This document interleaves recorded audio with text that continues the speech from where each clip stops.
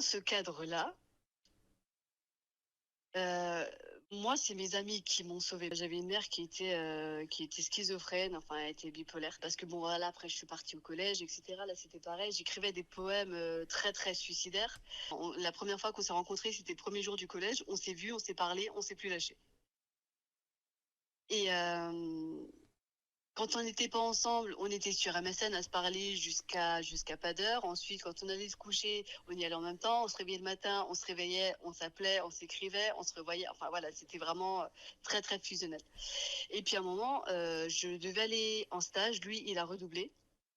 Moi, je suis plus au-dessus, je suis passée au-dessus. Donc là, je suis allée en stage. Et tous les jours, en fait, c'était un stage en boulangerie, donc je ne travaillais pas l'après-midi. Et tous les jours, je revenais au collège, j'allais le chercher, puis on rentrait ensemble, on restait dehors, on s'éclatait.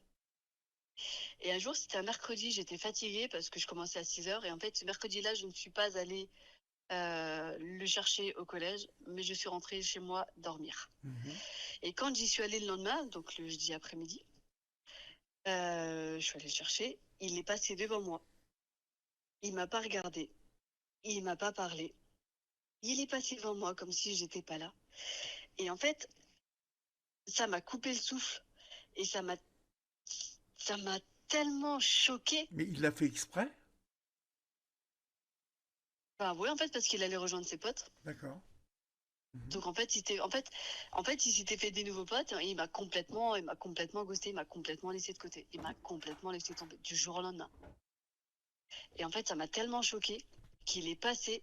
Il y a un gars qui est passé derrière lui, qui m'a mis un gros coup de poing dans le foie.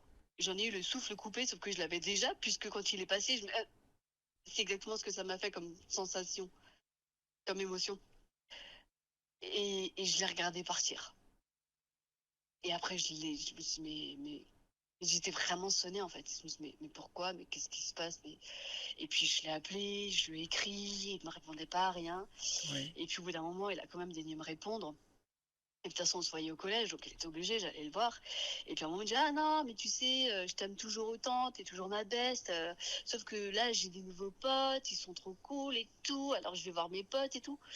Et je dis, mais pourquoi tu me dis pas de venir avec vous? Enfin, depuis quand on est exclusif, quand on est amis? Mhm. Et,